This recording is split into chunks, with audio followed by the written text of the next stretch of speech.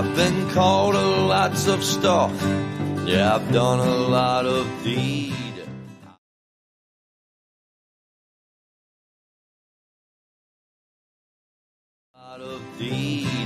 I've had it rough and tough. You know I've smoked a lot of weed.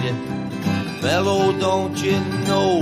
Well, I've learned a thing or two, like when and where I should go to, what I should or shouldn't do. I've been left alone, no company, but that's alright with me, 'cause I'm big and ugly. I'm big and ugly.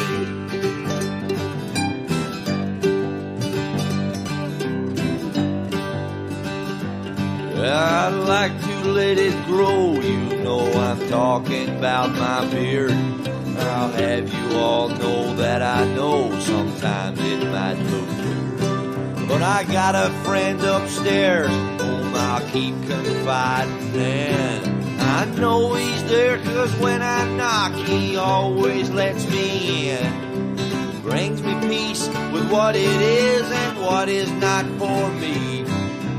To accept what I see, they're looking back at me as big and ugly. Big and ugly.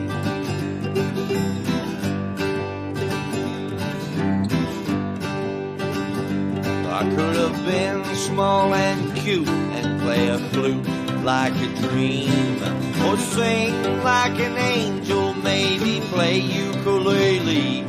But I got to work with my hands and keep dragging it along, banging on that old guitar. Sometimes I'll write a song. I lose a few friends, so it seems I got no enemies. What you get is what you see, that's how it is with me, 'cause I'm big and ugly. I'm big and ugly.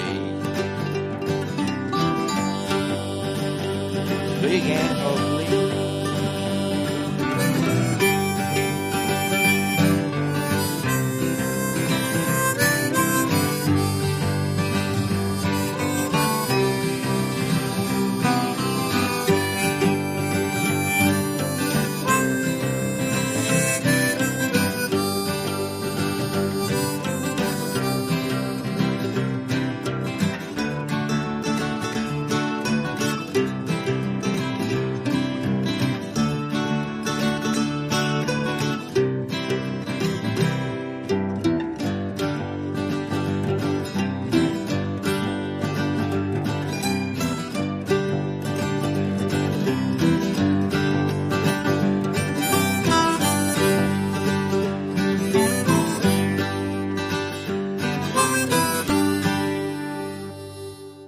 Hey everybody, welcome back to another episode of The Big Uglies. That was probably the most seamless transition. That's why pretty clean. You couldn't not say it. Yep, couldn't mention. We couldn't let it go. Yeah, pretty clean. We couldn't act like that's how it rolls around. Pretty clean. Pretty clean for a producer had to host. Pat ourselves on the back. Yeah, that other voice you're hearing is a familiar one at that, ladies and gentlemen, Mr. Carl Spitali. Hey, hey man. Yeah, how you doing? Congrats. Thank you. We released I say we because it does feel like a team project. It was. You know, there's a lot of hands involved. We released the new special Goliath out on all platforms, YouTube, Rumble, X. Still waiting on that Amazon approval. Supposed to be approved, and then it didn't hit launch day, but it's like, it's fine. People, it's like you have to when you put it on Amazon, you have to do, if you're not working through a distributor like a major production company, you have to charge something for it. So like when it does land there, it'll be like $1 rental, but it's still like people's preferred platform for these things is YouTube. Yeah, because they have the apps on they have their apps on the TV, everything else. And well, and I pointed this out to you that you didn't even know this, that when somebody comments, first of all, this is about X. Yeah. And when you post it to X, which you can now upload full-length features on. Yeah. When you upload the video to X, if somebody takes that post and quote tweets it, like quote posts it, and shares it from that point, and they quote it and go, hey, oh my god, this last joke killed me, or whatever. The part that they're quote tweeting at, it's like 47 minutes or whatever. If that's where they're watching it at, that's the point in which they share it. That is now the part of the video that gets shared. It doesn't go to the beginning like you're sharing a YouTube clip. Right. It doesn't go to the beginning like you're sharing a link from Rumble, YouTube, any other site. It'll be right in that moment. The X video player, the fact that it's on there, when people quote it, it's right from that spot. Yeah. So you're like, holy shit, this joke is crazy. And it's at the joke's start. Yeah. I thought that was fantastic. Yeah, it's pretty cool. It's a feature I didn't even know existed. I didn't know it existed until people started sharing it. Yeah. And like when you were reposting the quote post that they had, I was like, oh shit, it's actually at this minute mark. Yeah. That's great. Shout out to X for that. Yeah, it was pretty good. I mean, I feel good. It's funny. I was just talking to my dad about it, and you know, you can always count on your family to bring you back to reality with stuff. And he's like, how's the feedback been? And I go, well, it's been pretty good. Like, you know, a lot of my friends had nice things to say. And I said, you know, it's the gamut of feedback has run from like, a lot of it has been like, dude, I had no idea you were this good at comedy. There's been a lot of that. I think particularly from like people who only know me from the world of podcasting or whatever. And then, and then without hesitation, and you're riding with me over to the studio, my dad goes, yeah, I could barely get through it. Yeah, dude, that's the funniest shit. Yeah, and I was like, you know, of course, obviously he's giving me shit, but it was a pretty funny ordeal to hit it that way. But I mean, like, one of the things that I didn't think about when I picked 4th of July was, I guess I sort of thought about it like, oh, well, people will be together. Can I say one of my favorite comments? Oh, sure. Yeah, by all means. I saw one comment. It was like, this guy knows he's this fat.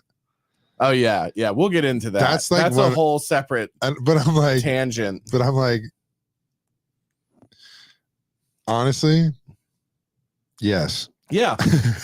Yeah. Short answer is yes. It's of no surprise to me. Yeah. You know, that I am fat. Oh no. Yeah. Yeah. That old like, Louis Anderson bit. Yeah, that is my reaction. Like I woke up this morning. Oh no. Yeah, this is news to me, right? Yeah, and it's also I couldn't help but think of this thing. But those are fun comments for me because I'll be like, yes.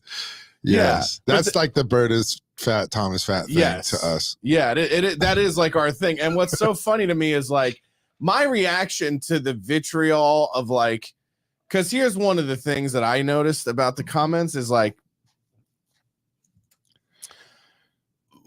the people that don't like me, it's so obvious that that's what's driving the comment, because the comment is in no way about the special. The comment is just like, you're a fucking no talent piece of shit, or you're a fat, disgusting, vile fucking.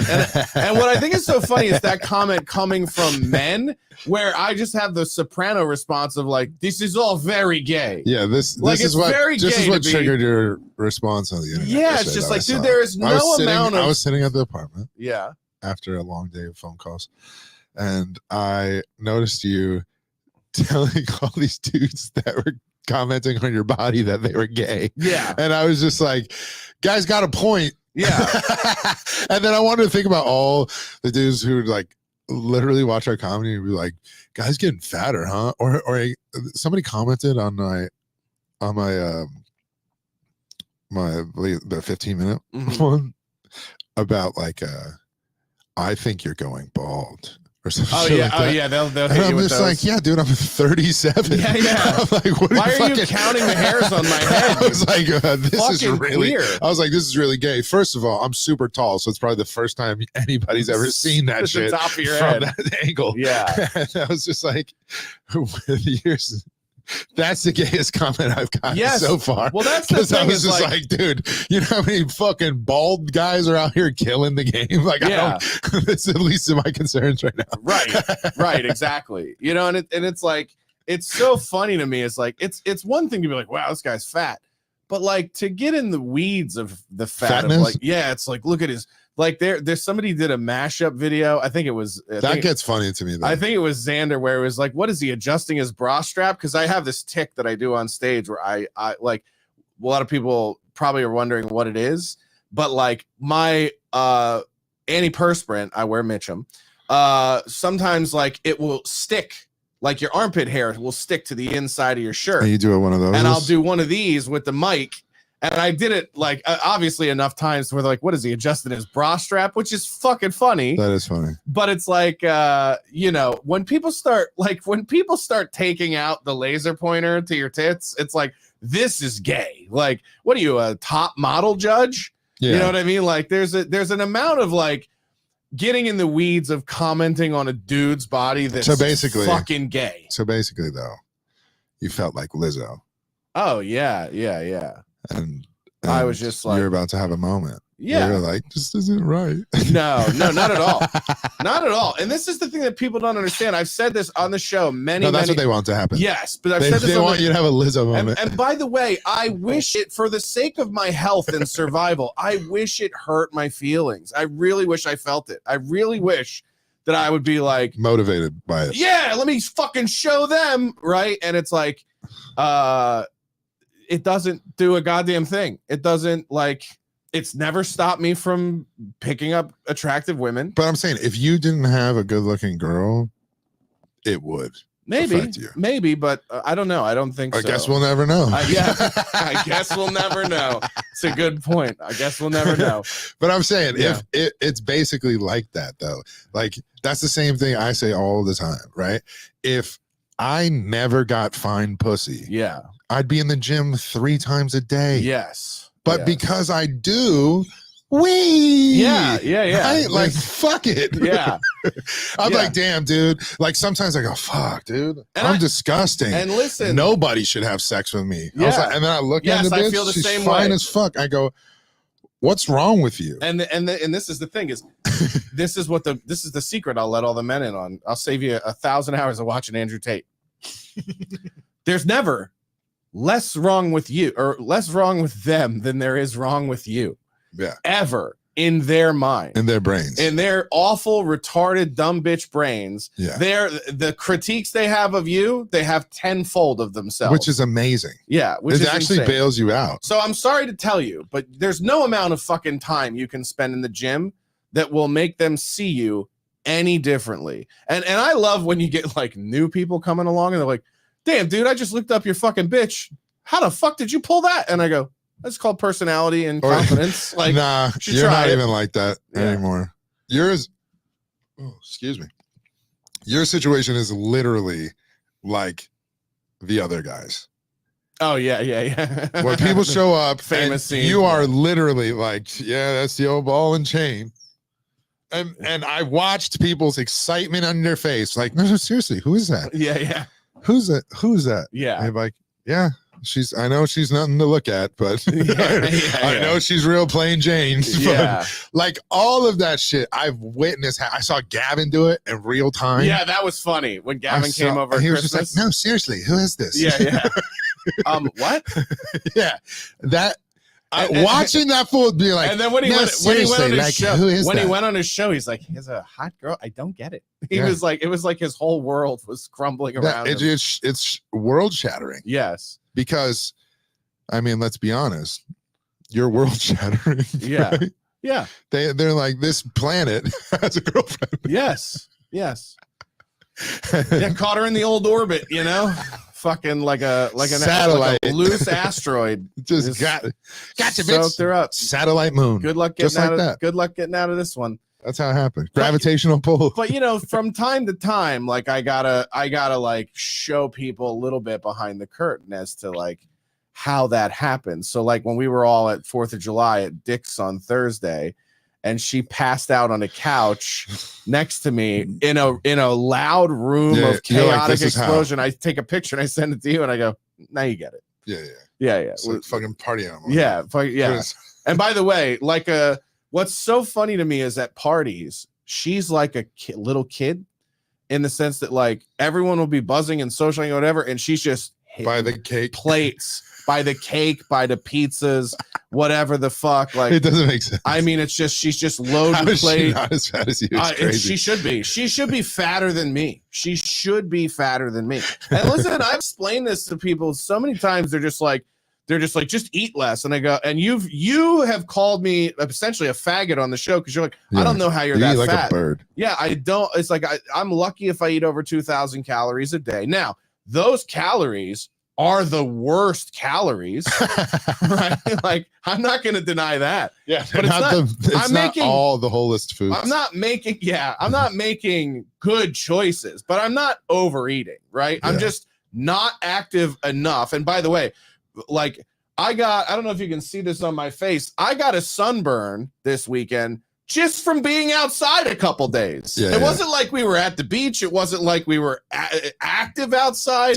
In your defense, though, the sun was crazy this week. Yes, but also I've literally been I've been locked inside for 6 weeks, editing and working on the other tours that I help book. And I like how I say help book, like I'm an assistant to someone who runs my company, the other tours that I book. But you know what I mean? Like, I've literally been like, for the last fucking 8 weeks. So this weekend was like, oh, the sun's out. We're going to go socialize. We're going to go hang out with friends and stuff. And the sun was like, and my, remember me? Yeah. My true blood skin fucking. Did you ever hear that story about the show True Blood, that the main actor was forbidden from being in the sun as a term of his contract because they didn't want to have to use too much makeup to make him look vampirical? The guy, Bill Compton. That guy ain't been in shit. Suck it. Yeah, that guy ain't been in shit since then. Yeah, like, you would have thought that would have blown his fucking career wide open. And it's crazy because that dude was like. Didn't he marry her in real life or something? Yeah. Ugh. I think that's why. I don't like people that. are like, come on. Yeah, I don't like that. I don't like. You don't like that? I don't like when a guy and a girl meet on a set. Yeah, but they did, and then they just marry. But and then it's, no. See, I gotta. Nicole Kidman and Tom Cruise. I got a devil's advocate. This. Okay. They spent fucking 6 seasons, 10 years. Like this on a vampire show. Yeah. And vampire shows is about like breathing on a bitch's neck for 5 hours. You know what I'm saying? I love that that's your Negro interpretation of vampire movies. It was just an oversimplification. It's just breathing on a bitch neck. It's so fucking black, dude. You're my blackest friend. I have black friends that go, damn, that nigga's black. It's just breathing on a bitch's neck. Yeah. But that's what they're like this. Yeah. For like 6 years. Yeah. And everything was like sucky. Yeah. And she'd be like, bam. And there were a lot of like gratuitous fuck scenes in that show too. And they had to do that. And I was like, dude, after a while, like after season 3, I was like, I think they're fucking. Yeah. Right? And by the way, while we're talking about shocking pairs, right?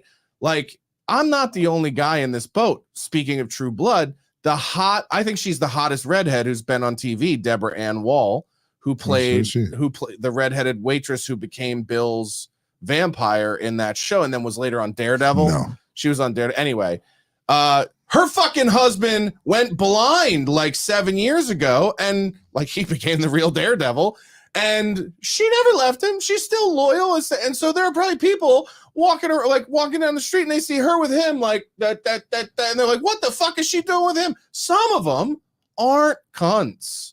Yeah. Like, some of them are just like, well, I don't love him less because he lost his eyes, right? My girlfriend doesn't love me less because she fucks me less because I've gotten so big, but she doesn't love me less. Do you understand the difference? And that's about safety more than anything else. I don't know, dude. I think she's with the blind dude still because he didn't lose his ability to like make money. Okay, yeah, but I don't even know what he does. I don't even know enough for her to marry him. No, I think she's the breadwinner in that situation. But boy, wouldn't that be no nice? way? There's no way. Also, she was the breadwinner and he went blind and she's still there. Bro, there's no way. I gotta be honest. Was she a nurse? I gotta be honest. Is she a fucking a nun? I'm gonna be honest with you. If I got with a Sydney Sweeney bitch, I'll go blind too. Oh no, I can't work anymore. I guess you'll have to take care of us. I'm faking deaf. There's no way I'm You're faking deaf? You're not faking blind? Huh? Yeah. She would call my name all the time. I'd be like, turn around. Are you saying something? Oh, that's pretty good. That's pretty. You got good. a fake deaf. There's no way I'm gonna pretend I'm blind with them titties. Oh Yeah. my goodness. Oh my god. Did you see him over the fucking holiday? She was posting like a mirror selfie. Did I see him? They were. By the way, I was completely wrong about this. Can I just say for the record? What, Sydney Sweeney? You go back like start of Euphoria, and I go, I don't get why people think she's hot. Her face is weird or whatever. I don't know if it's seeing her and her whole family in Trump hats. No, but listen, like, this is your problem. I've completely come around on Sydney Sweeney. This is your problem because you've been in such a long-term relationship. I have to consider who they are, and this is why I call you a faggot sometimes. Is that you have often you have a, and this is, it's so funny that this is a complaint because it's actually, you have a problem just objectifying women. Yeah, I do. It's real bad. I'm like, dude, just objectify her. Yeah, I can't. And you have to go like, yeah, but she believes this or she thinks this. And I go, what? I am like Eric Roberts in The Dark Knight, where I go, what makes you think I want to hear you talk? Yeah. I'm like, dude, that is no basis of why I go, wow, she's hot. Yeah. And you go, yeah, but wait till you hear what she thinks. I go, what the fuck would I do that for? What the fuck? It is my gayest trait, without Dude, a doubt. It is the most like fucking like, we get accused of being just like, you're a fat misogynistic. And I go, dude, you should see this fucking faggot not objectify women. Yeah. It's the fucking gayest shit. It is. Ever. It really is. It really is.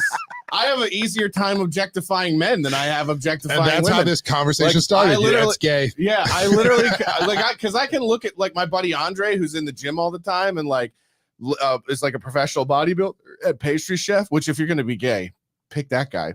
But I look at him and I go, oh, dude, you're doing it. Good job. Like, way to go. Like, I don't have an opinion. I don't like, that's nice. You know, I don't ever think that, but I just go like, good. Yeah, you're killing it. He's great. I can objectify him. Like, if somebody was like, oh, he's just a big lunkhead, I wouldn't be like, hey, he cooks and he's nice. And he's what I did point out to Netta this weekend. I go, he's never not smiling.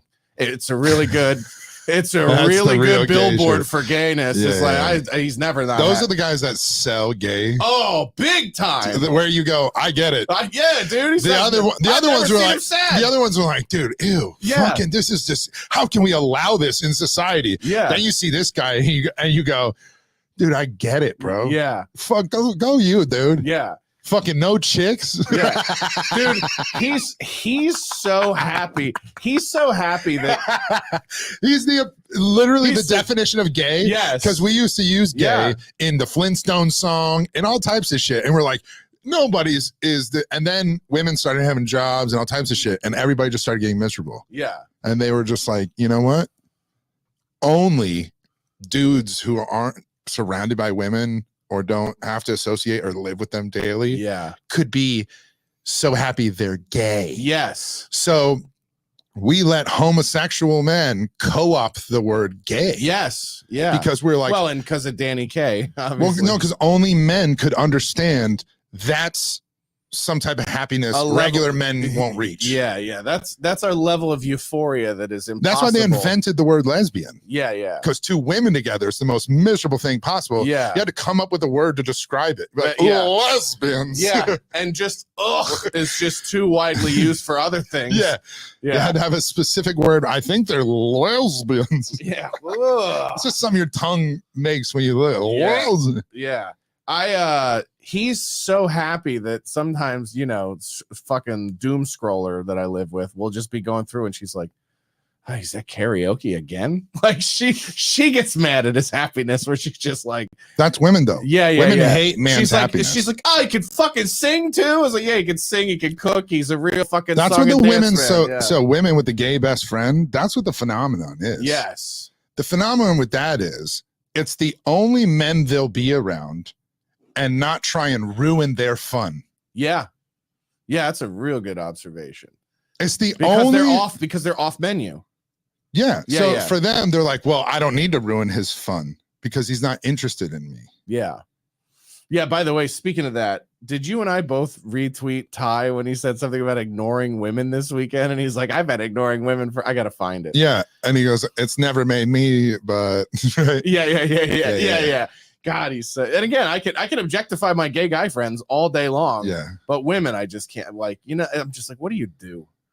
You know what I mean? Like, yeah, I don't get it. Like, I'll don't see the hottest new celebrity. They try and like, you know, the machine shoves down our throat, and I'll definitely go, well, she is hot. I get that. And you go, she's insufferable. And I go, I don't know nothing about her, but I just know that she's hot. Yeah. And you're just like, there's no way I would. I'm like, dude, think objectively. Right. And you're like, they have opinions and thoughts and behaviors. And I go, not to me, they don't. but it doesn't, hold on, but it does, they're not hotter to you when you know they're also not retarded or as retarded. Yeah, but you're thinking of like, if I would date them. Yeah. No, I'm thinking about sex. Hey man, you're almost fucking 40. You get too old for that shit. No, we're talking about objectivity. Yeah. It's no. I stand by what I said. I don't look at these. I don't look at. I'm like, man, I really want to settle down with Sydney Sweeney. Yeah. Let's see. We Skills Carmite, grade special. Thank you. Somebody said Big Spit is the fat one. Behaviorally, yes. This motherfucker eats like I look. Like you eat like I look. Yeah. 100%. Morgan said I goes gay for Sydney Sweeney. Yeah, I would watch. Oh yeah, that'd be good. That'd be good. See, objectively, objectively, hot. I would enjoy. Yes, I would objectively watch that. Yeah. That would be immaculate. Yeah. Here's one. Is the special performing as expected? Yeah, I think. Is it preforming? God, I hate when people typo that word. Yeah, I think so. Like, I think it's about where we thought it would be. Like, we knew the lion's share of the views would be on X. I know that objectively I'd be okay.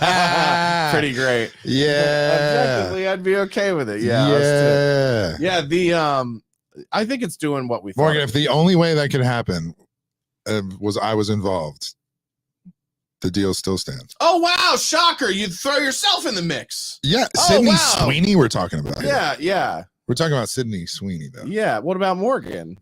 You're not. Well, I mean, like, all right. If the only way it could happen for me and Sydney Sweeney was she had to be in it, wow, you're already setting it up horribly. I'll allow it. You're already setting it up real bad.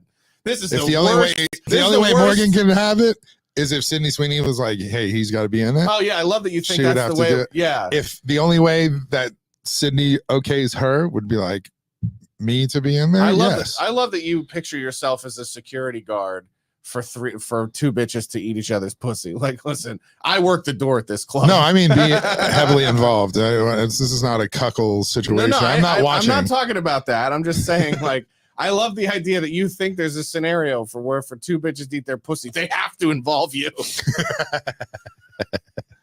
Yeah, I'm assuming the only way this could ever go down is somehow with my presence. Pussy mafia right there. That's insane. I don't know if you noticed, but I've been here a long time. No pussy gets in or out of here without my approval. Yeah. You know what I'm saying? Yeah. So which one of you is gonna How do we start? Yeah, well, there you go. She goes, can we film it and try to make a couple bucks? Yeah, I mean her production company. Yeah, she's good at that. She's got a pretty good repertoire of making a few dollars. Rom-com, horror movie. What's next? Indie porno. Yeah, that's the last frontier for this girl in the prime of her career is do porn. Horizon now. Part 2. It's just me and her. Yeah, Sub Horizon. Bermuda. Yeah. Was there any with the special release? Was there any? I mean, obviously, I don't want to mention the big one, but there was a couple. Was there any feedback that was surprising from that I saw? Yeah. Anything you saw that we were like, oh, I didn't notice that. One of the things I will say that I do love about. I saw funny ass comments. What's one of those? It's got I don't know 50 likes or some shit on there. That said, Red Bar is lamenting. Oh yeah. Oh, that's like one of my favorite comments. Yeah. Well, I think because objectively, going back to that word, there's a point in time where they go, where other people are like, oh, this joke is my favorite, or ha ha, and they can't objectively hate on it without going like, well, you clearly didn't watch it, or you're like, that's fine. You can be like, this isn't for me, but the room is laughing. people in watching it comments are laughing. Yeah. People are sharing the vids, and you're like, "This is not funny." Red Bar is watching. And Yeah. I'm like, "Okay." Yeah. I'm like, just admit you're in a cult. Yeah. Well, the other thing too is like, and So those are the only like. It's not surprising. Yeah, and but that's the comment. And some people have been like, you know, when. Like you have to realize in our business that most of your fans are casuals, right? Like particularly with you and I, like we're not young guys. We're not just on the scene. We've been doing this for a while. I'm about to be 41. You're 37. 11 years today in LA. Like, congratulations on that. But it's like, I've been out. It's like Tom's. I've been out here for a minute. Yeah. It's like we've been out here for a while. Where like people come in and out of paying attention to what you're doing, right? And so I've had, because the special is a big thing, people that I haven't talked to in a while are checking back in. They watch a special, they go, wow, this is great. And they just go like, I'll get like text messages from people and they go like, what is the deal with all these people that are just like hating on you? And I go like, oh yeah, you're new here, you don't pay attention, but this is every week for us. Yeah. And they just go like, I mean, it's so obvious when you look at the comment that it just doesn't jive with the product of what you put out. And I go, I know. And that is like when a lot of people, even when Lossless had me on his show, he's like, you know, sometimes you got to just come on and remind people what the story is. But I was like, yeah, but better than that, like the best response to all the trolls just putting out the work. Is just put out the work and let the audience decide for themselves. Right. Yeah. And it's like, they've already run out of steam. Like they've gone through the weekend, they've done all the downvoting and all the shit talking that they could possibly do. Yeah. And now it's run its course. And that piece of work is still going to live out there and people are still going to discover it and still find it forever. And eventually it's going to snowball and people will go, oh, wow, this guy's good. The overwhelming sentiment was like, I had no idea you've gotten this strong as a comedian. Right. And that kind of commentary has come from not just friends and not just people who've been following what I do for a long time, but the highest levels of our business. Yeah. Right. And so when you're getting good feedback from people that whose lives and careers you want, it's kind of hard to give a lot of stock to some anonymous fucking faggot who's been chirping at everything you've done for 5 years.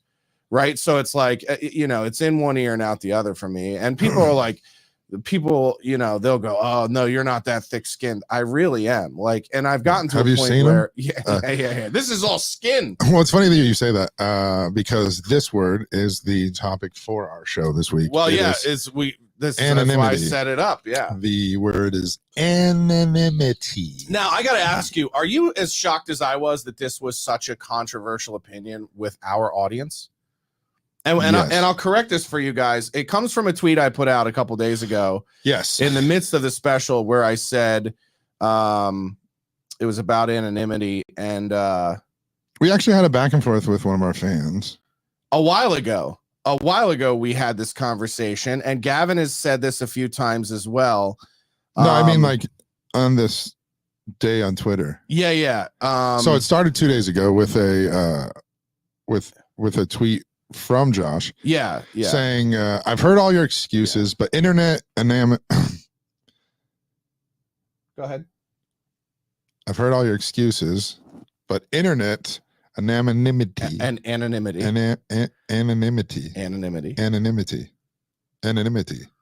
You got it. I know, it's just I hate saying that word when I say it fast and I stumble and I go anonymity. Yeah, is for cowards, faggots, and pussies. If you aren't willing to put your name and face behind what you say, you don't deserve to be heard, responded to, or taken seriously. Yeah. I like the last part of taken seriously, right? Yeah. So then someone said, I mean, if you have to fight the person and not the idea, says a lot about the strength of your argument. For people with jobs, anonymity allows for the free flow of ideas that scare some people.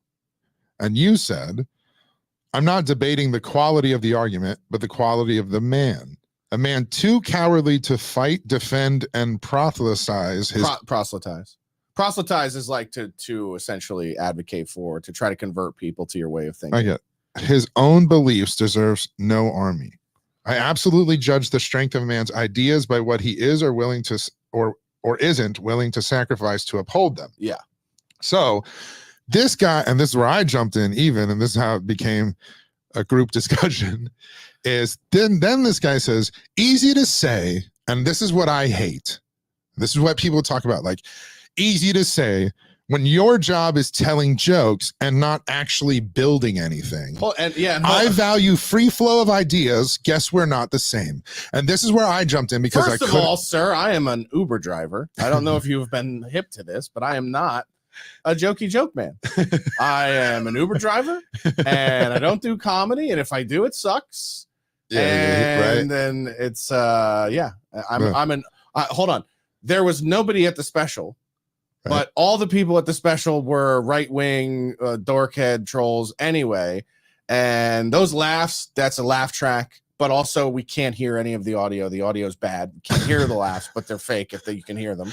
That's what I'm saying. If nobody was there. But if they were there, they were paid. And if they weren't paid, they're idiots. And if they're not idiots, they're racist. And if they're not racist, they were fake. Dick and Vito pedophile fans. Yeah. And if they weren't them, well, then they were fake. And you had to pipe in the laughter. And if you didn't pipe in the laughter, well, then you fucking were enough. Anyways. What pisses me off is that this guy says, easy to say when your job is telling jokes, as if this wasn't a choice that was made, as if sacrifices aren't made to even get to that point to where my job is telling jokes. And by the way, on that note, I just want to say, like, I didn't decide, and I don't say this to brag. This is, you could argue this is a weakness on my part. I didn't just make the leap to be a comedian. I was forced to, because I got fired from a job. Because I believe it was because I blew the whistle on something they were doing that was illegal, that affected me, I became. It's just when you dig down. But what I'm saying is, it was used as an excuse, and then it put me in a position where it was like, well, Jesus Christ, now I've got this termination on my resume. It's harder to go get a job or whatever. Like, maybe I have to make this career change. Like, and in 2013, when I lost that job, like, I was making 6 figures a year. I was making a base of like 130. My annual bonuses would have been like 50 G's, and it was a good gig, and I was doing very well with it. Never been fired from a job in my entire life. Fired at 30. This happened in 2013, so I was 30 years old. I had just moved a girl in with me for the first time. A year before that, I just bought a new car. Like, I had a big nut, and I was like, do I keep trying to live in both worlds, or do I pivot and make this choice? So in a way, it was like, when they go, easy for you to say when your job is this, it's like, no, my job had to become this because I was willing to make the sacrifices to do that. Like, when my job said, we're not going to give you benefits because you're not actually married, and I said, that ain't how the law works in California. This is 2013, before Obama signed in universal marriage equality, giving everyone the same kind of health care benefits for their spouses. I had to make the decision that a lot of people don't, which is, do I raise hell about this because it's wrong and risk losing my job? And that's what I did, and I did lose my job. And I had to sue the company, and we settled that case, and I walked away with some cash in my pocket, which enabled me to continue to invest in myself as a comedian or whatever else. And then I got the TV show because I took that money and invested it in myself and my comedy. But the point is like, these guys make it sound like, well, we have this privileged life that allows us to circumvent consequence. And it's like, no, I've had to create this world because I was unwilling to circumvent consequences. Yeah, so like, that's where I jumped in, right? So when this dude said, easy to say when your job is telling jokes and not actually building anything. I value free flow of ideas. Guess we're not the same. Of course, anonymous face. So I jumped in and said, you do realize that your cowardice is why you and others feel that people should take your job away for opinions outside of your job. Yeah. Right? You do understand that. And we've said, and this, I said, like, if you weren't such a coward, more and more would join and no longer hide. Like, you do realize the catch-22 you cause, right? Yeah. Yeah. And it's what we said. It's like, the forced vaccinations only happened because so many people were unwilling to pay the consequence of saying no. And so when these people go, well, we need anonymity, you know, to really have free speech. I think I got into an exchange with somebody about this where they're like, I go, hey man, if you need anonymity, you don't have free speech. And it really starts to feel like slaves on the plantation telling me like, hold on, nigga, we got this as good as this gonna get. Yeah. And I'm like, I don't accept that. I don't accept this thing. And by the way, people are going, well, you're saying that nobody should be allowed to be anonymous on the internet. And I go, I never said that. I just said people like me who do put our name behind our beliefs publicly don't think of you as equals. Yeah. Right. And that's just the hard truth. Like yes, I understand. There's no power in you being anonymous. And there's no amount of you explaining why you're a coward to me that makes you not a coward. Right. So that's what I say. So one of our fans, Catastrophic, shout out Catastrophic Contagion. He jumped in and said that you realize that having an anonymous account is dangerous for people with jobs, as doxing happens all the time. I think he means not having a non-anonymous account, but yeah. Even having an anon account is dangerous for people with jobs, as doxing happens all the time. Why are you guys picking a fight with your audience and allies? This culture war requires both a public and a non-front if you want to win it. And then he said the cowards are the ones who refuse to object in any way, shape, or form. But I said, no. Cowards say, what are you going to do? That's how things are these days. Yeah. America's destroyed, blah, blah, blah. The silent majority is silent because they told y'all to shut the fuck up and you listened. Right. It's a great point. It's a great point. They said if you say, look at what the black community's doing and all this stuff, and they go, stay out of black folks' business. Yeah. And you listen for years. Then you go, hey man, what's going on with the black community and stuff like that? There is no objective it was like, we told you, and you told us to shut the fuck up. Yeah. It's the same thing that happens with like, well, you don't get to if you want to win this culture war, you're gonna have to stand on your fucking beliefs and establish culture. Well, and we've said this many times, like you can believe that can be an opinion, then anonymity. Yeah, you got me doing it.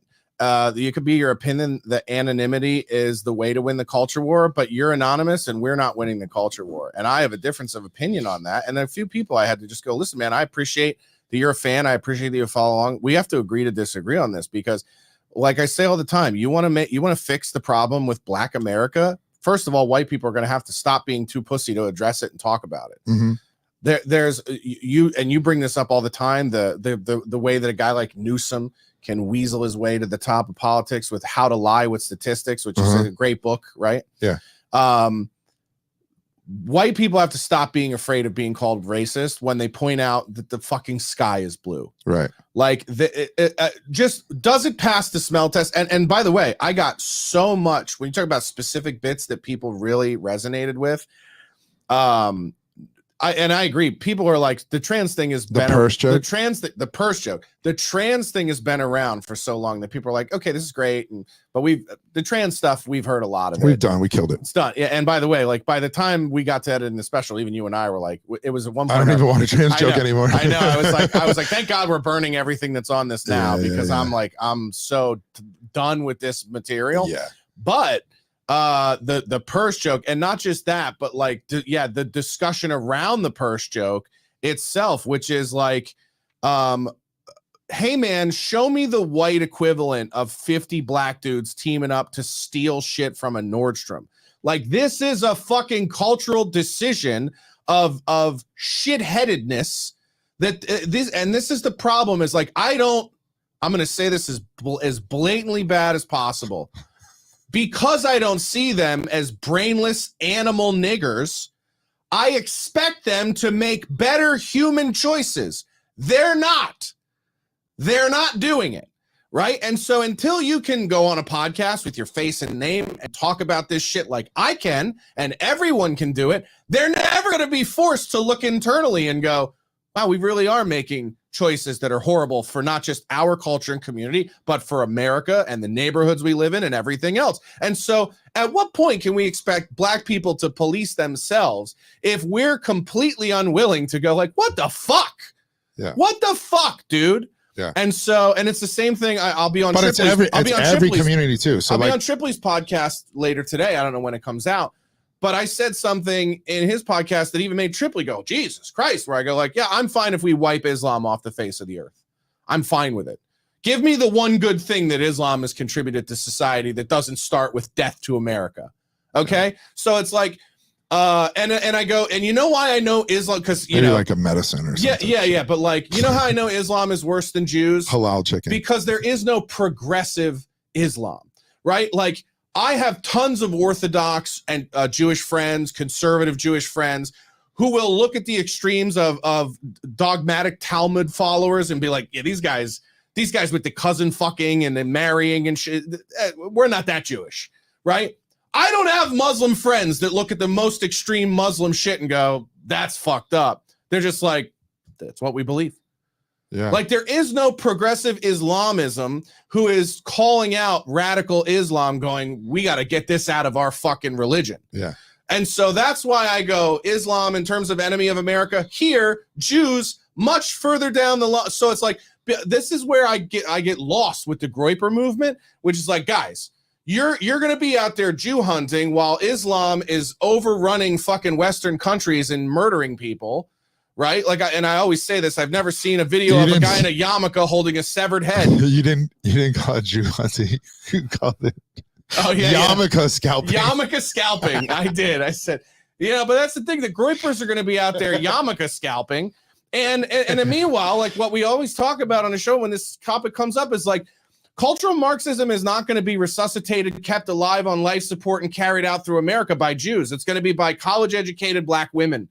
They're already in the majority of positions of power. They're already doing it with the pro-Palestine movement. I mean, look at Kamala Harris. She's literally failed her way up to being a heartbeat away from the president because of cultural Marxism, because of equality of outcome, because if we don't have a black woman vice president, then we must be a racist country. Well, hey, is the black woman vice president qualified in any way, charismatic? Would she win a vote? She was the first one out of the fucking primary in California. She was obliterated in her own state, had to drop out of the primary race. So we talk about the opposite of meritocracy. That's at the core of it, cultural Marxism. And I don't give a shit if you think Jews invented it. That ain't who's working it in America right now. And if you look at go look at C-level hires. There's the argument for that. There's been a few articles. If you go look at C-level hires from Forbes over the last 5 years, overwhelming majority of C-suite hires, black women. Yeah, all black women. I keep interrupting you. Sorry. Well, saying like the argument against that of like who's behind the DEI hirings and the quality of outcome pushes. That's where it's gray area when you say it's not the Jews.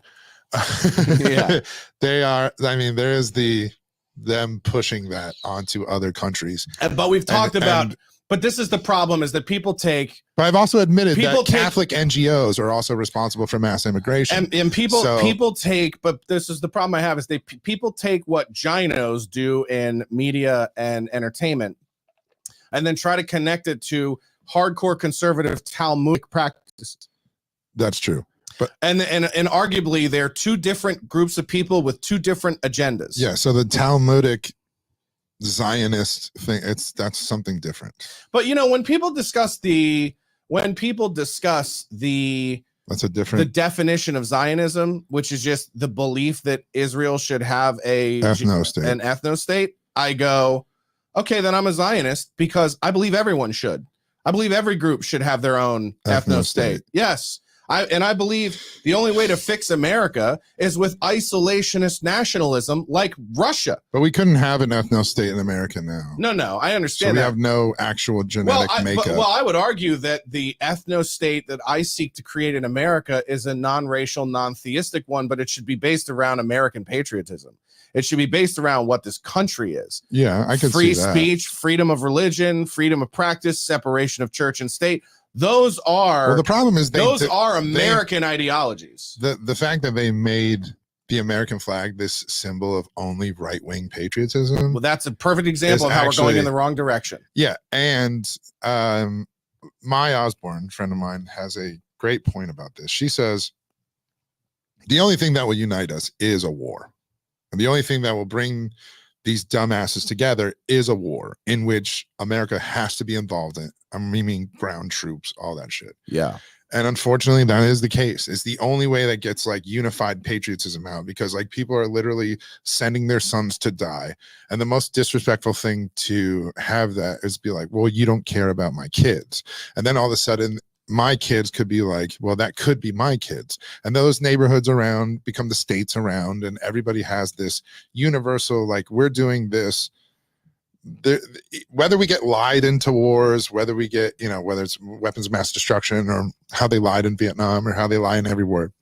You're literally leading into what I'm thinking. The only way for this united front is the opposite of that, because that's what avoids civil wars, right? Yeah. And that's the only way to avoid those civil wars is a mass patriotism rollout. But it is basically a rebranding. Yes. And the Democratic Party took it upon itself to do a rebrand of America through a globalist fucking communist approach. Yeah.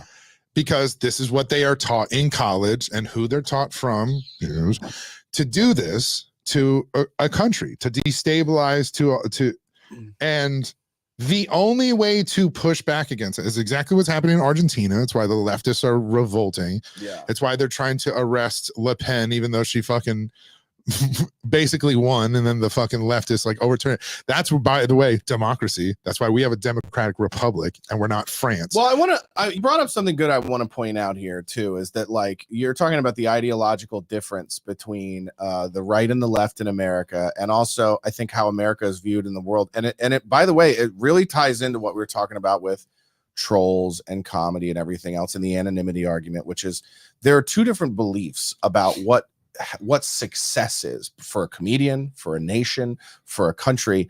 And conservatives, people like you and I, believe that winning is quality of life, the freedom to make my own choices, the freedom to live how I want to live, the freedom to live and die, fail and succeed on the results of my choices, right?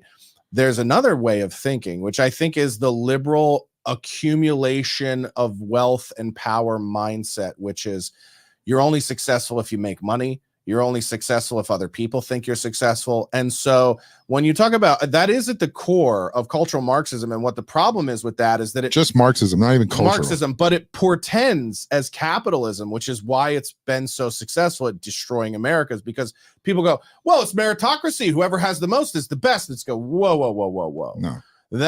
So again, it's like this is where we get into the divergence of opinion is, does life, liberty, and pursuit of happiness mean equality of opportunity or equality of outcome?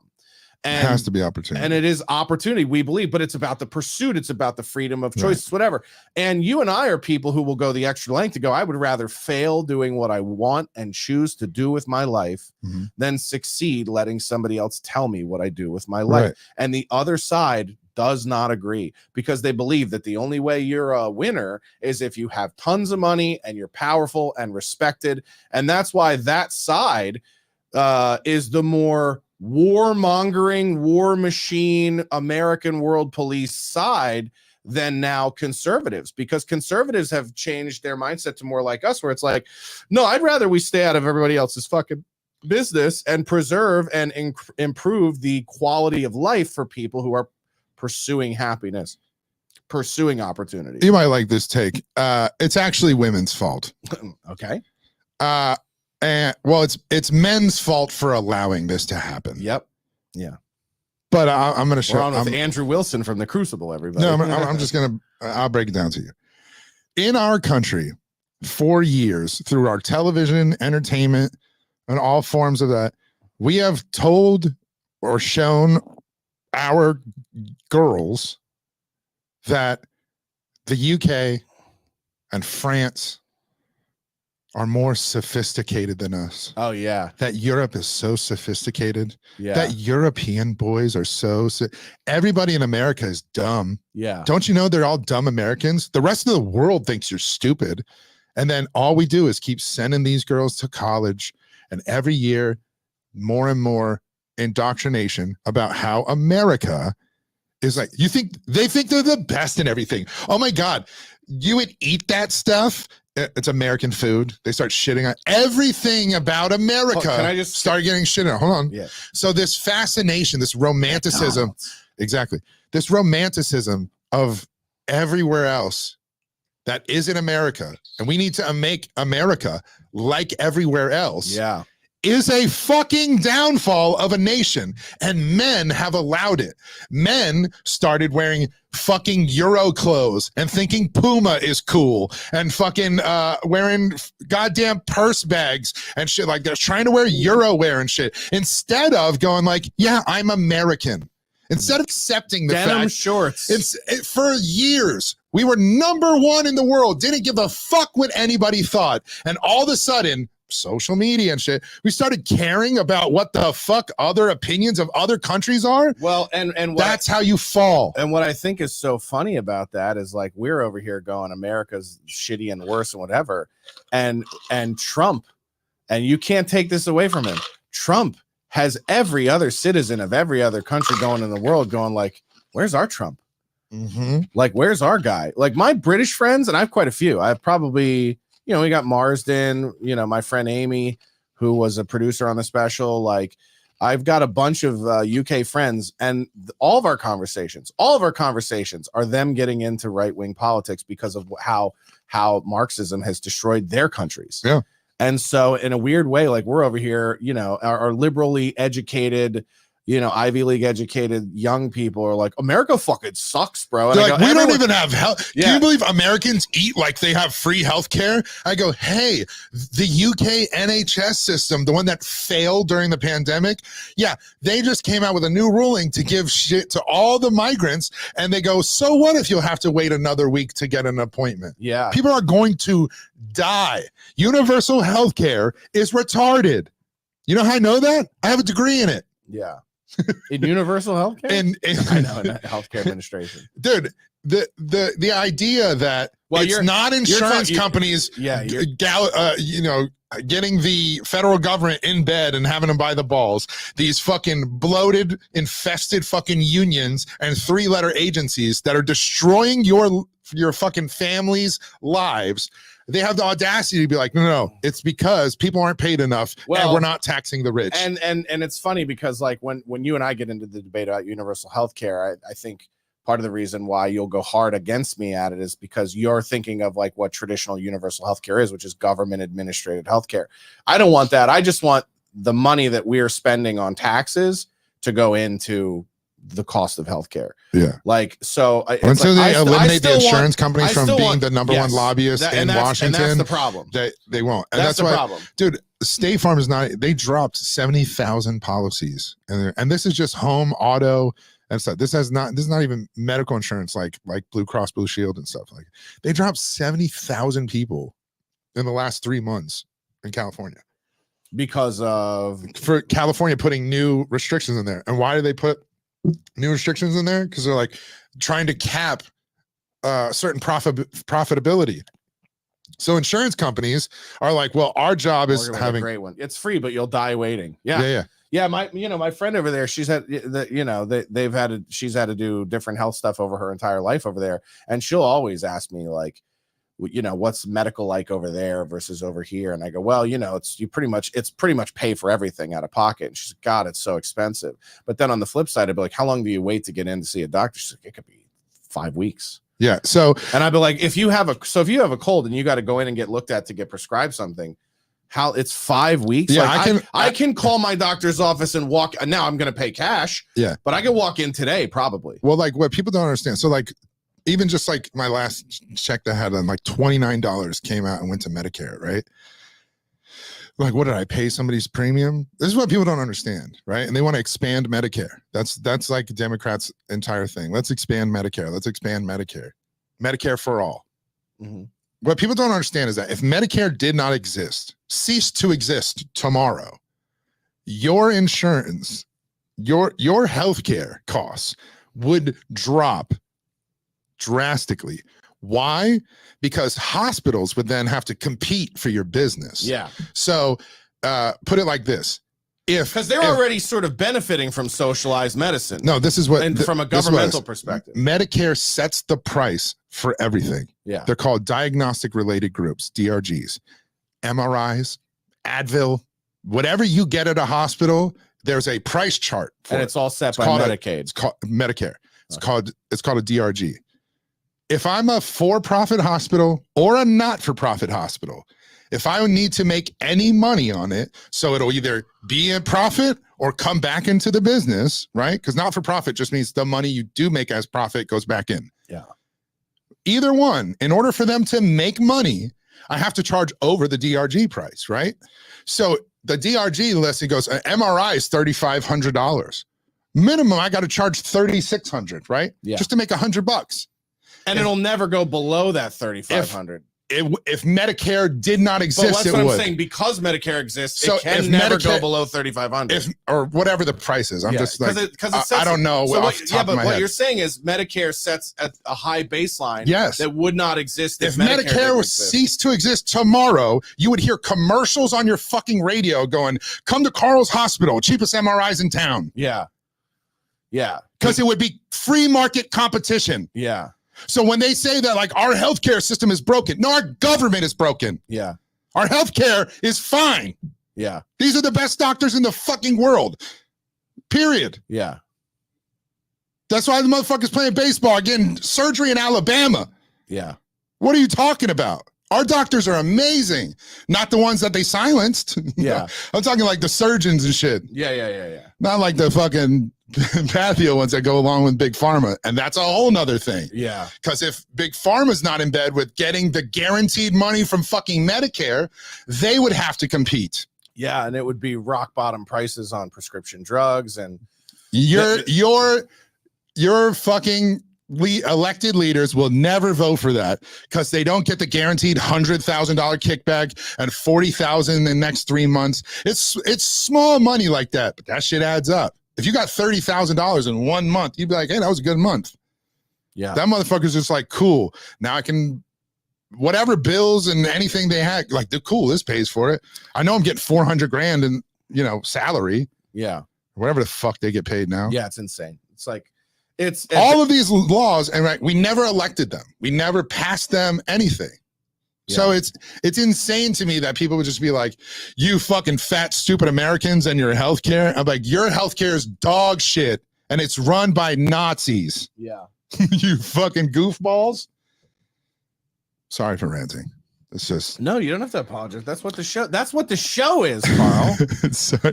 I know. Some people None of it was funny though. Some people think the show is still exclusively a sports show. Yeah, none of it was funny though. It's the summer. I hate Only baseball's on. I hate to tell you, but when we left Censor TV, we stopped being just about sports. That's why it says the topics they won't talk about, not the sports topics they won't talk about. So, and by the way, like again, the freedom to abandon 12 the people format. watching. What's that point? I can see the live viewers are 280 right now. Yeah, So you're dumb.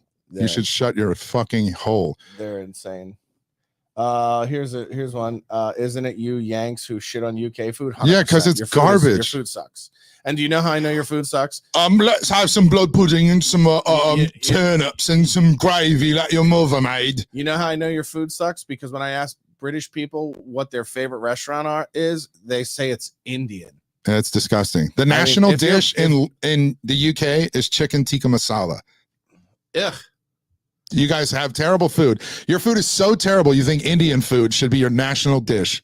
Yeah. You have no value in this Pretty conversation. bad. Southern barbecue made by a lazy, one-eyed alligator fucking wrangler is better than anything you could eat in your entire country. Here's one. By the way, it was old school black and Puerto Rican hip hop kids in 70s New York who first deemed Puma to be cool. No, they didn't. Puma was never cool.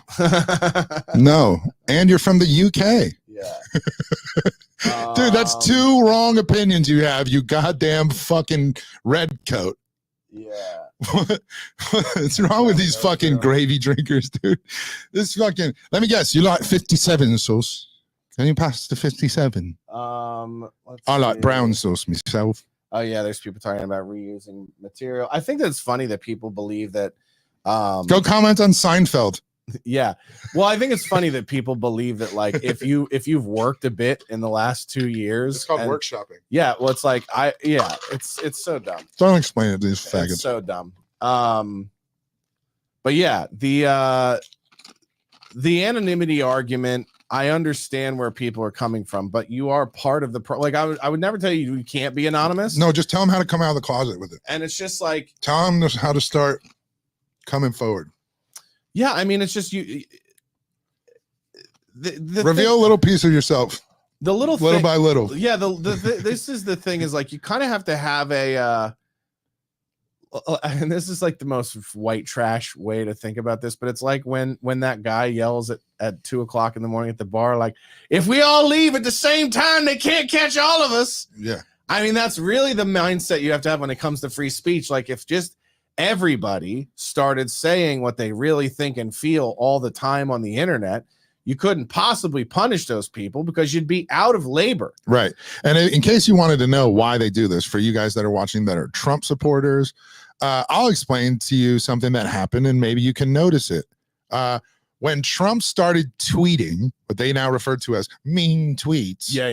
That's a good one. When Trump started tweeting, they decided, when I say they, we all know I mean the corporate press, decided that anybody who tweets their opinions that aren't the right opinions, that could be seen as racist or misogynistic or sexist, should be punished for their words. And they use it as an example to say, see, this guy's unfit for office.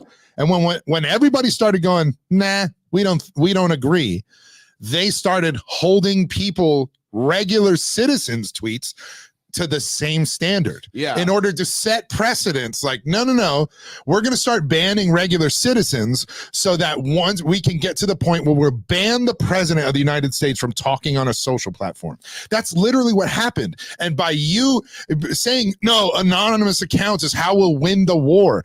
Hey, fags, you've been anonymous the whole time. There's been anonymous accounts the whole time. We're not winning the war. Do you feel like you're winning? Yeah, I mean, and I've talked about this a ton, right? Because of the timeline of the way things happened at the Food Network, where I explained to people, like, yeah, when I signed my futures contract in 2015, 2016, like it was 2016. No, the sentiment about my racially charged comedic tweets or whatever, or tweets that use language or whatever, nobody cared. They were like, yeah, we're not in the business of who cares? What are we going to police your tweets? Yeah. And then fucking 2 years later, that they were like, we're not in the business of appraising comedy, was literally the sentence. And then, yeah. And this is the other thing I say too, about like the Bill Maher apologizing for his house nigga joke on his show, is like, the minute, like, nobody ever thought that jokes needed apologies until the first comedian apologized for a joke. And so in a weird way, like, this is the part that you don't understand, is it's your bending of your knee. Yeah. And accepting anonymity as a term of your freedom of speech, which makes it a condition of your freedom of speech. Exactly. It's what makes like, you the cowardice. It's like when a comedian first said, I'm going to apologize for that joke, you then created an idea in the world that some jokes need to be apologized for. Exactly. And so this is what it's like, a chicken and egg conundrum. That's why I said you guys don't realize the catch-22 that you've caused. Yes. So and if you just come out of the closet and stop hiding and stand on your beliefs and stand on the things that you say, but you say them out loud, what are they going to go like, wow, that whole town is now racist. Why? Because they all share opinions that they didn't know they all shared because they were hiding them before. You know how many community members, you're probably on the internet tweeting to some other anonymous troll account. You're like, dude, this guy's awesome. We're going to be like best friends. And he probably lives in the same town as you, and you wouldn't know it because you guys are afraid to stand on your own fucking beliefs. Yeah. You could be hanging out, having beers with that guy. Yeah. But you're afraid. You guys are actually cowards. And I don't mean that in the sense of like, oh man, why would you attack your fans, or why would you attack your audience and allies? I don't mean that in a way that it's like you're never going to overcome it, but that's being a coward. The Cowardly Lion was a character in The Wizard of Oz, and he had to go and ask for courage. And then they found out there is no wizard. Nobody's going to give you a heart or courage. Nobody's coming to do that. Yeah. That's why The Wizard of Oz is an incredible story, because it's about you doing it for yourself. There is no government coming. There is no wizard. It's you. Yeah. And that's the point of this. You cannot be the cowardly lion and claim like, I'm just doing my stuff and I'm a ferocious guy. Put him up, put him up. You are the coward. And the only way to fix it is go, wow, I had courage all along. Yeah. That's it. Not to storybook your fucking life, but that's it. You are a coward. And until you overcome that internally and like the blacks say, stand on business. Yeah. You're never going to change anything. There's, like I said, there's been anonymous accounts the whole time. You haven't changed a thing. Since the beginning of the internet. You haven't changed a thing. And it hasn't made free speech better. I would argue that it's made it worse. It's made it worse. And by being anonymous, you're sending the message that there are some opinions that shouldn't be stood behind. And they are yours. So it's like, if you believe you're right, why are you hiding from the opinion? Like I've never said something that I don't believe in enough to put my name to it or face to it. Yeah. And if I do, I'm joking or fucking around, right? And for all you know, all your coworkers could feel the exact same way. Yeah. And then you go like this and be like, can you believe they fired Rick over his opinions? I feel the exact same way. I'm not going to say anything because I'll get fired. Hey. And like, now you're thinking that Rick is some sacrificial lamb. And you'd be like, man, that's what sucks. What happened to my coworker? I can't believe they can do that nowadays. Instead of all of the coworkers be like, no, we all feel the same exact way and he shouldn't lose his job. Yeah. Because y'all won't put your shit out there outside of work. Now they can't go like, can you believe he says this? Let's catch him, y'all. He works at such and such place, blah, blah, and go, yeah, this is my job. You guys are all assholes. I'm going to sue you for trying to get me on the internet. And that's it. Yeah. And you're going to flood these people with litigation, with all types of shit, but people don't want to be bothered with it. They couldn't be bothered. That's what it is. Like, who's got the time? I was like, okay, so be a coward. Be a coward. Yeah. Oh, this is the thing. Somebody says the Cowardly Lion, aka Bert Kreischer. I mean, what do you think about that? I mean, there's plenty of comics that are afraid to put their opinions out there because they won't stand on it, because they're part of, and not to use his analogy, moniker, the machine. Yeah. Right. The machine is behind them, and they're not gonna stand on anything one way or another. They might laugh at a racist joke. They might go, "Ooh," but they won't say their beliefs behind anything. And I got to be honest, I'll call Bert out on this, but you know, when my shit happened in 2018, Tripoli put me on one of his shows like right after it happened, and Bert was on it.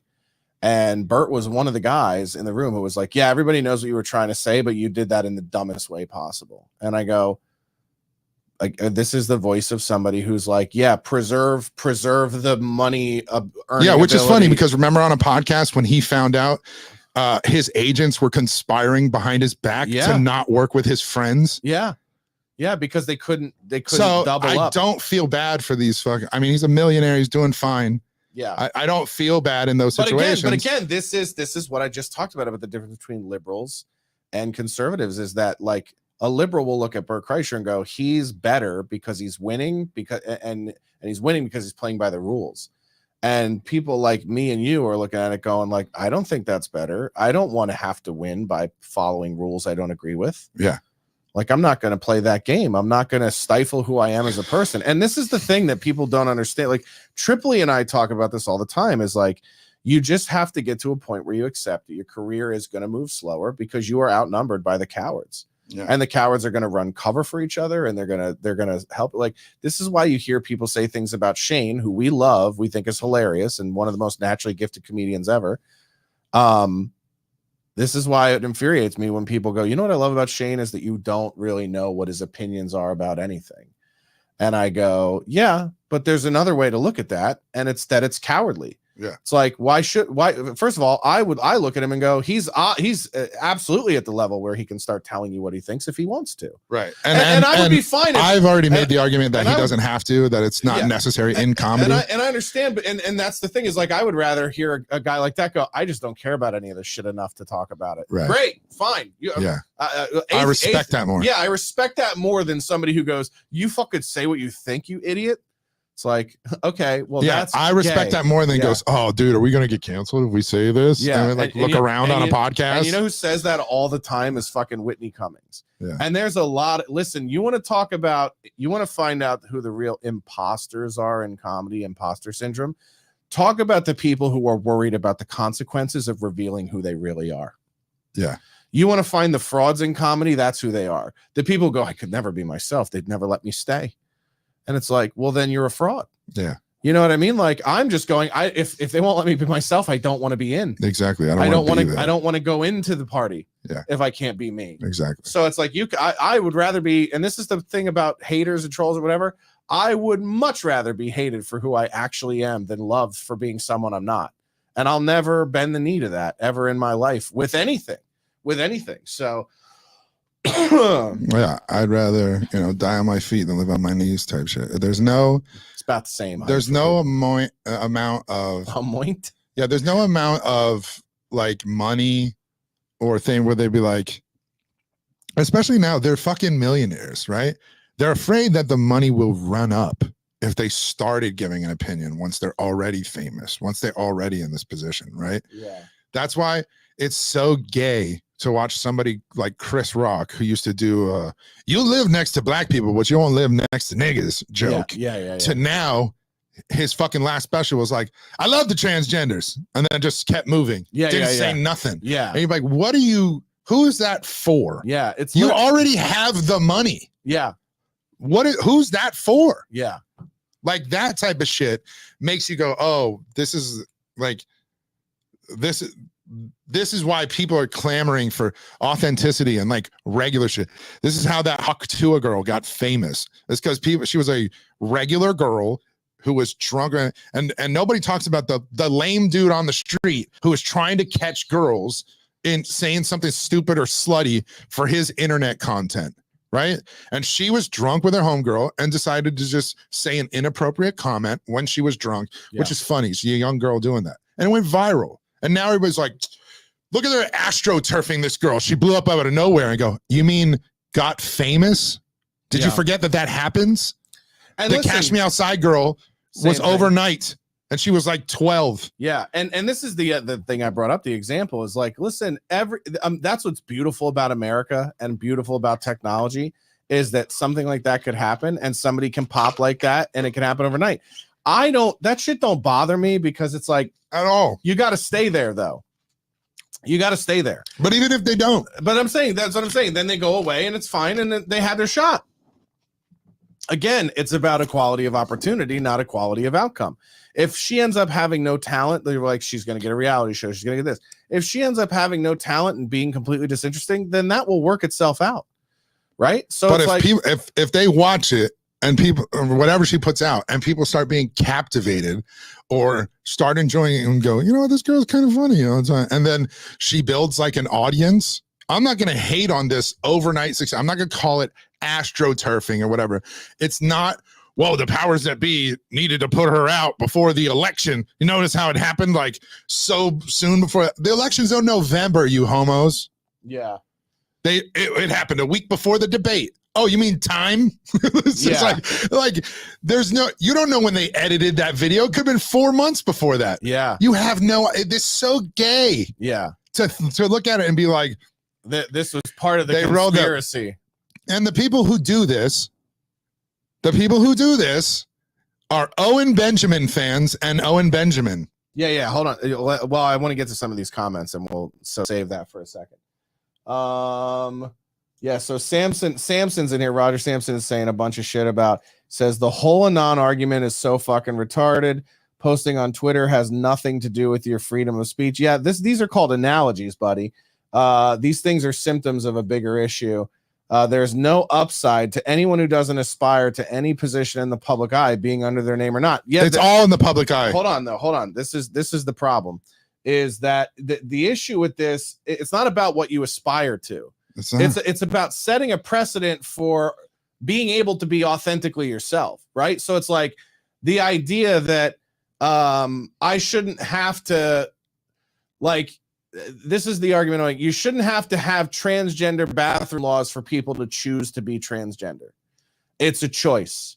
It's a choice. And it should be like the public's perception should be atheistic about what it is you choose for yourself in life. And when you act in a way like this is literally, you guys are saying, get back in the closet, faggots, it makes people uncomfortable. And it's like, no, I'm not doing that. And it's the same thing with like, you know, believing the Jews are this or believing that. If you really want to fucking change America and society, hold on. If you really want to change America and society, you have to be willing to be uncomfortable. Leave that comment out though. So, Roger, the no upside to anyone who doesn't aspire to any position in the public eye, being under their name or not. Hey, could you write an even more selfish statement? You just said there's no upside. Like, why? It's not benefiting me. That means you don't care about what your kids have to go through, what anybody else around you has to go through. You don't care if people lose their job for something stupid. Like, as long as I got mine, feed my kids, right? And then everything is in the public eye, you fucking goofball. Everything. That's why they're doxing people, even people with anonymous accounts. But guess what? You know when doxing loses its power? When you state who you are and your beliefs. So what are they going to go, hey, by the way, Debbie said something online, and we contacted her office, and they'd be like, yeah, that's outside the workplace. We don't have a policy about that. It has nothing to do with our company. Companies don't do that now because of you cowards. Right. You cowards have had this fucking thing. Like I said, we related it back to Trump holding him accountable for tweets in his everyday life.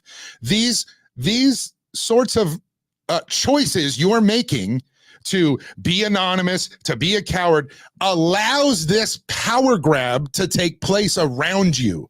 Yeah. It's what allows the suppression of speech during COVID when they could silence doctors. Doctors. They silence when they can shut up other people, and they made public, you say in the public eye, when they made public fucking health experts out of nowhere become the voice of this fucking pandemic.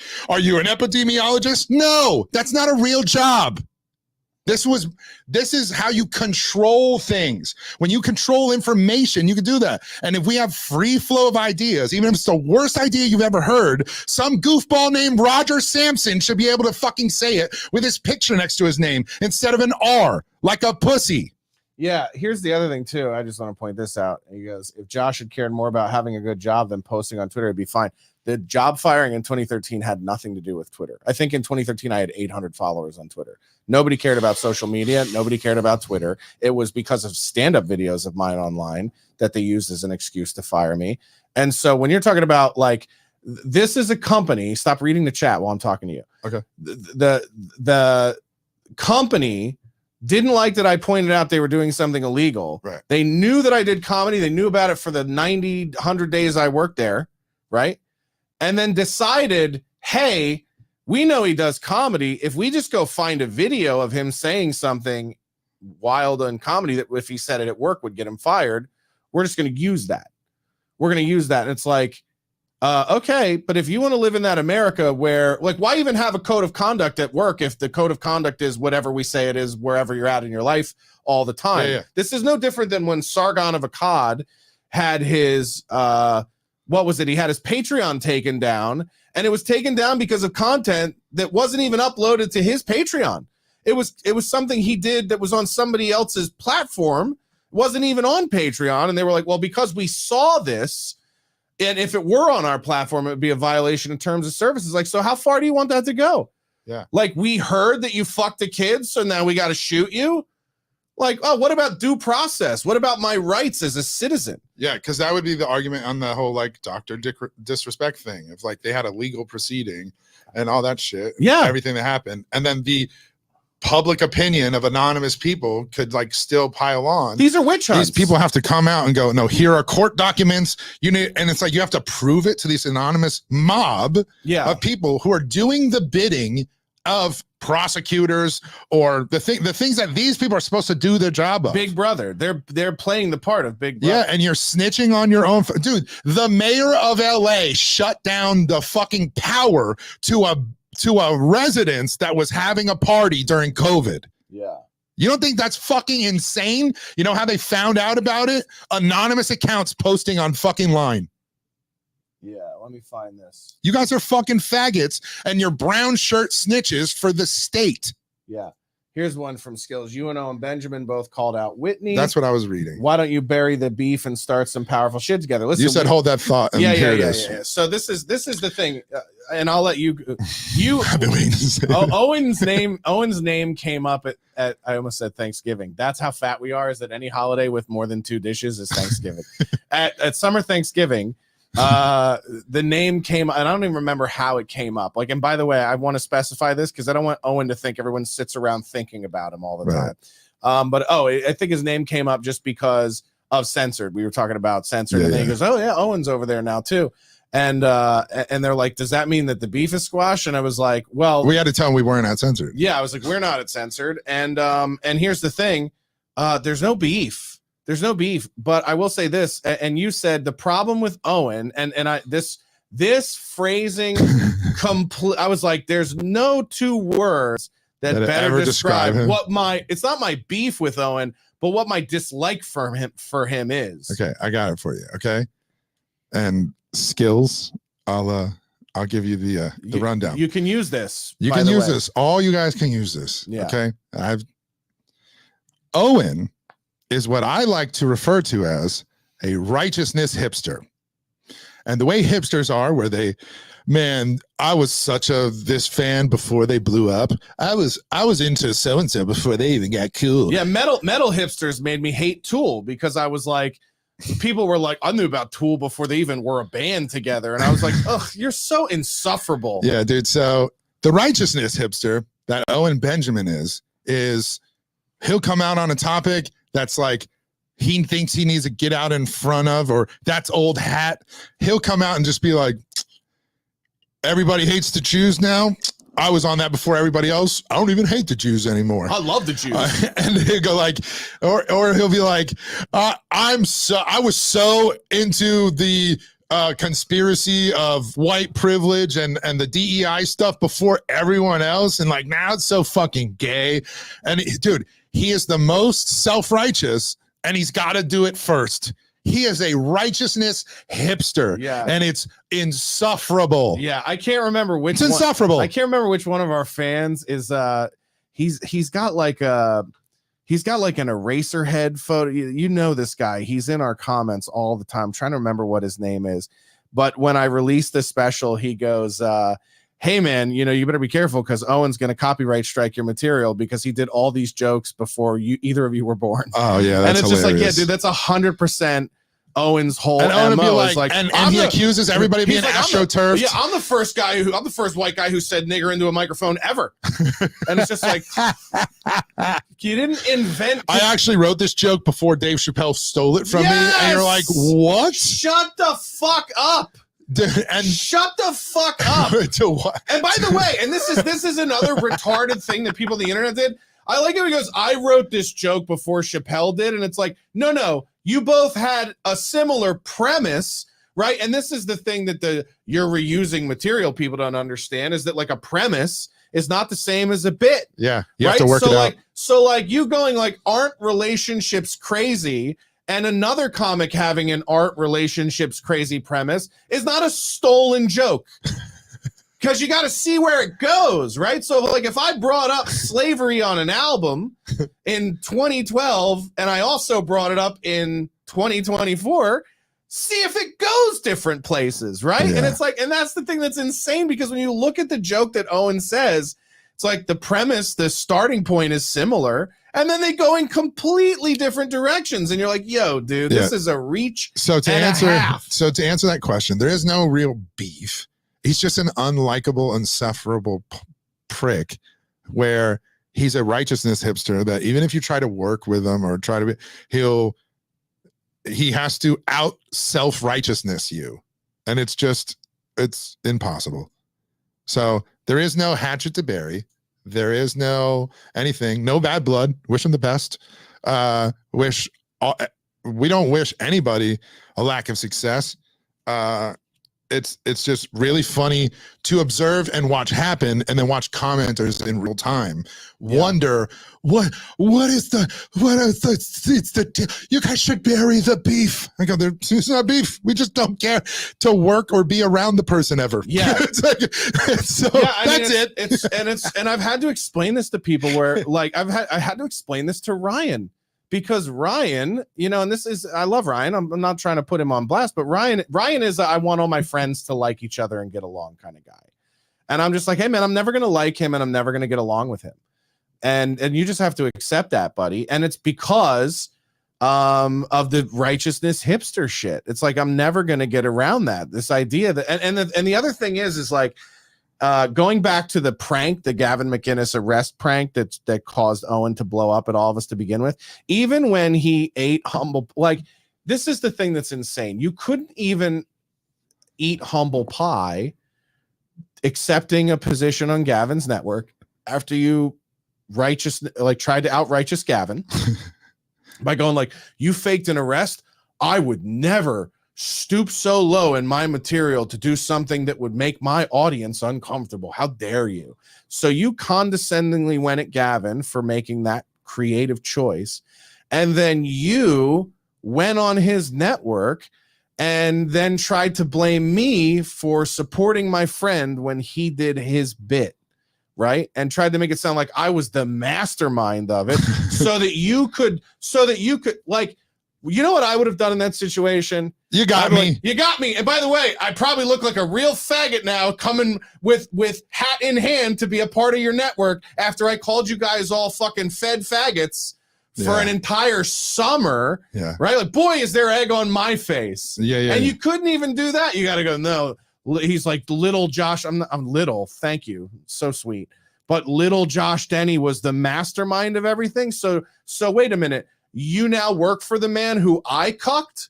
Explain that to your fucking audience. So you now decided to work for a man that I somehow cucked as the puppeteer of the entire thing? It's so fucking dumb, dude. And it's like, bro, we had a tour. Gavin did his thing. He, like a fucking moron, forgot we were selling tickets for a tour, right? And then I had to go like, hey, man, how do we spin this so that all the tickets we just sold and that for the show in 3 weeks don't get refunded because people don't think you're going to be there? And he's like, oh, fuck, what do we do? And we wrote the tweets together. I sent them to him. He was like, yeah, do this, change this, say this. Yeah, put this out. And that was it. It wasn't this grand conspiracy. It was a guy doing a bit, completely missed the fact that we were doing a tour and that it was, and then, but you can't. Because he was going on vacation and forgot. This is the problem is Owen can't be wrong. He just has to have been mistaken about who the villain was. Right. He can't ever go, dude, I was completely wrong. Yeah, that prank got me. Prank got me. You guys got me. I'm a fucking idiot. I overreacted. And by the way, part of the reason, he'll never admit this, but part of the reason he always reacts to these things, and the same reason he was trying to call out Dave Smith, is because he hates when anyone gets more attention than him. He fucking can't stand it. That's why he hates Bo Burnham. He can't fucking stand it, dude. That's why he hates anybody that was. It's why when I was canceled, it's why and this is why I'll always hold Gavin in higher regard than somebody like Owen. When I got canceled, and again, the concept is fucking gay, but when I lost my agent, and I lost my show, and I lost everything else, people were reaching out to Owen going, hey man, they're doing to this guy what they did to you. You should have him on. And they did the same thing with Gavin. And Gavin said, I'll have him on. And Owen didn't, because Owen doesn't want to shine the light on anybody who might be his competition, right? And so it's as simple as that. Like, you guys look at these people in our counterculture sphere or whatever you want to call it, and you go like, oh, this guy, I like this guy for this reason, I like this guy for that reason. I don't fucking like anybody who sees the people that are on their team as their own competition. I don't like Owen for the same reason I don't like Ben Shapiro. Right. They both will never elevate somebody that they have to compete with, so they'll find something to disagree with them about. And that's where the righteousness hipster shit comes in, where it's like, I can't fucking associate with this guy. I'm so much better than him. Yeah. And this is why. I'll explain it to you. And it's fucking gay. It's fucking gay. And I told Kanye this when we were both talking to Kanye. Owen was talking to Kanye. I was talking to Kanye. And Ye does this shit where he'll just send you a contact with no context. And he'll just send, he just sends me Owen Benjamin's contact. And I go, what are you sending me this? And he goes, oh, I just think you guys would hit it off. I think you would get along great. And I go, I don't like him. So there's nothing for us to talk about. Yeah. And Ye goes, why? And I go, Owen believes the only way to be a good human and a Christian or whatever and close to God is to somehow be infallible. And I think the beauty of human beings is that they're flawed and they're not perfect. We are ideologically opposed at that. And I don't think people need to be more like me to be cool. He does. We'll never agree on that. He thinks the only way to live is the way he lives. I think you tell me how you live, and I'll see if I find that interesting. And maybe I'll incorporate some of it. Maybe I won't. But that is the ideological difference. I am not a fucking Puritan. I do not look at other people and cast judgment or aspersions because they are unlike me. No, I do. He does. I do. Yeah, you might. Yeah, it's fun. I mean, yeah. But I'm not trying to be like, oh man, they should really. I mean, like, some judgments are obvious. Yeah. Right. And Sure. like, who would do that? Yeah. What the fuck? Right. These people live like this. But that's the thing. So it's like, so that's the point, is like, there is no beef, but it's like, there doesn't have to be beef with someone in your life to look at someone and go, there's nothing there for me. Yeah. Like there's nothing, there's no reason I aspire to a friendship with that person. Yeah. And obviously we spent too much time even talking about this. Yeah. But there it is. Like, there is no beef. There is no anything. It's just like, and you guys just got to stop thinking, because we may align somewhere in this Venn diagram of like, we hit the same topic and maybe have the same take at one point. Yeah. You got to stop thinking that these people should be together or they should be aligned. It was like, no, I think, and this is the other thing, is I don't agree with Owen. I dislike him very much. I've met him in person. I've been around him. I don't like him. But I will say that, like, I never agreed with like the banning of his speech. No, same. I think he had I defended him. I did defend Owen. I did too. Despite how I view him, because I believe, unlike the anonymous fucks and Roger, that people should be able to say whatever they want so that you can clash with their ideas. Yeah. And the only way that you can, battle bad ideas is with good ideas and not silencing them. Yeah. So when he has dog shit opinions and he's being the righteousness hipster online and they're limiting visibility on it, I don't agree with it. I think that's bullshit. Same. So our takes on whether or not we'll ever be friends with these people or ever work with them, and you guys really should, because you may get along. Y'all can lose that out of your head, but don't lose the fact that we need stuff like that. We need the free flow of ideas, and we support the fact that even Owen, did humble himself and go to Censored and somewhere else where he will get a broader reach to stuff like that, because it was very niche in the audience that he created for himself and things like that. That's why I say we wish him success, more power to him. We're never going to hate on that type of shit. If you fraud people and stuff like that, we'll call it out. Yeah. If you're defrauding fans or you're doing that shit, we'll call it out. If you're being a piece of shit, we don't have to spend time commenting on what these people do in their lives.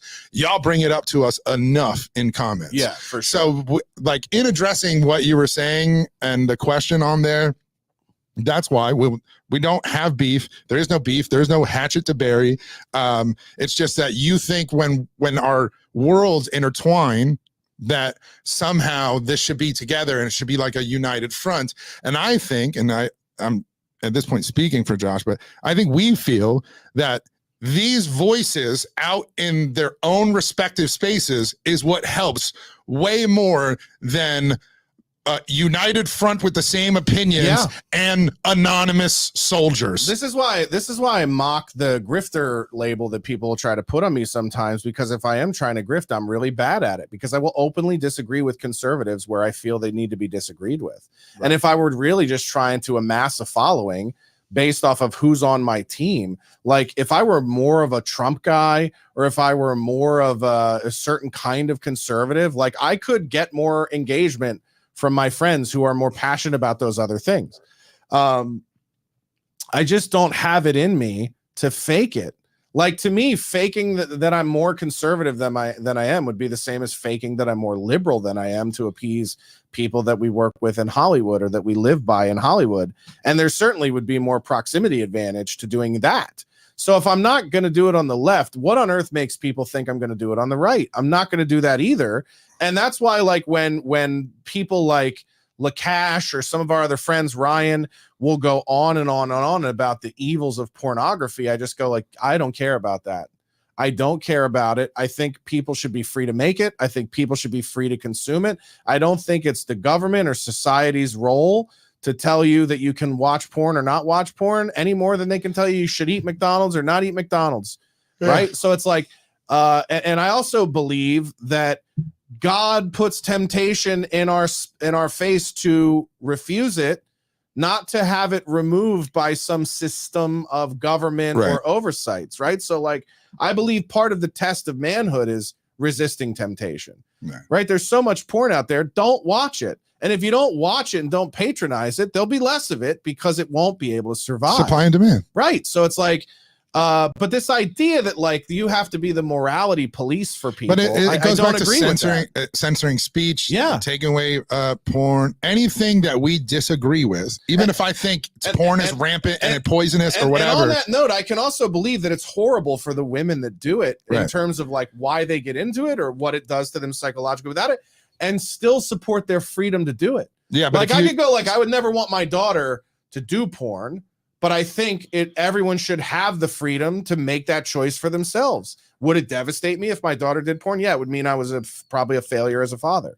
Right. But it's also I would never want the government telling her she can't. Yeah. Because that's a bigger problem. Yeah, and that's more to the point about like how do we get to this point where there's so much government overreach and people afraid to lose their jobs, and the HR departments are then governed by government bodies that have them backed up with these weird hate crime discrimination laws in the workplace, these gender pay gap laws that are made up in certain cities. Like there's a lot of things that people are getting the government involved in when it comes to speech. And again, not to go back to COVID, but like if this law was in place, like everybody was freaking out about the Chevron deference decision that came out. If that was overturned in 2019 when they first heard the case and didn't go back, if that was overturned in 2019, let's say, nothing in the pandemic that was mandated would have happened. Right. No job could have mandated you to get a fucking jab or lose it, but that decision didn't take place until now. Yeah. So all of the pandemic, the reason that they're doing that and the Supreme Court overturned that is that so they can retroactively go like, that shouldn't have been the case then. And some of these lawsuits that have been rolling in about people who shouldn't have been fired from their job, man fired from job gets 11 million in settlement. You're seeing these stories go around because they knew it was wrong at the time. This government overreach of how you guys don't realize that it's affected you and why you choose to self-censor and why you think you have right and wrong opinions instead of just opinions. Right. Like, yeah, I said this on Sam's podcast and in the thread of this debate was there are no right or wrong opinions. An opinion is an idea based off of your perspective. The only way an idea or an opinion becomes a right or wrong idea is the way that it reacted and enacted, right? So like an idea, like hating the Jews is an idea. You can say that it's good or bad. It's an opinion. Creating concentration camps to exterminate Jews is policy, which could make it then a bad idea because now it's being enacted and it's really based on an opinion. Right. Which is a terrible. So that for me, a policy that's based on a mere opinion is a terrible idea. Yeah, and then so we've gotten to a point. The idea is like I want somebody make your case. I'll piggyback on that. Make your case for why you hate the Jews, and I'll hear it. But I don't think we should enact a policy based on either of our opinions. Yeah, so I'll go on that. So now we got to a point where we don't even vote or elect these policies, they put them in place. Yeah. So now we have opinions about policies that are already enacted. where we go, well, I think the concentration camps are bad.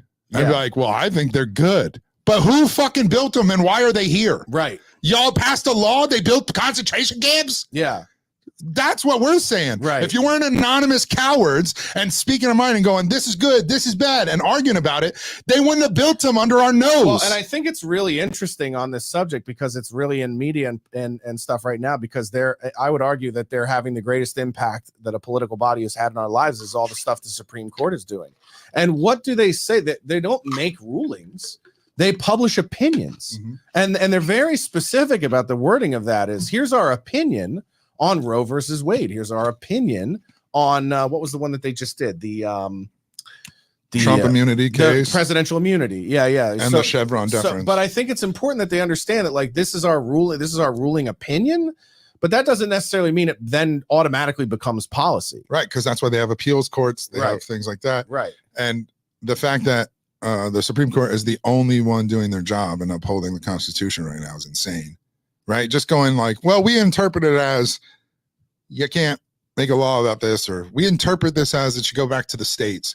And the fact that they keep interpreting in the favor of state ruling as opposed to federal ruling, that's why the leftist panties are in a bunch all the time. Every time a Supreme Court ruling comes out that they don't agree with, they're like, this is the end of democracy. We need to pack the court. We need to expand the court. I was like, why? Because you don't like the decision so why don't you just appeal it? Why don't your ideas just beat that? Why are you telling me this is the end of democracy and we need to do something to fix this? We need a law to come in place to make sure they can't make decisions like this in the future.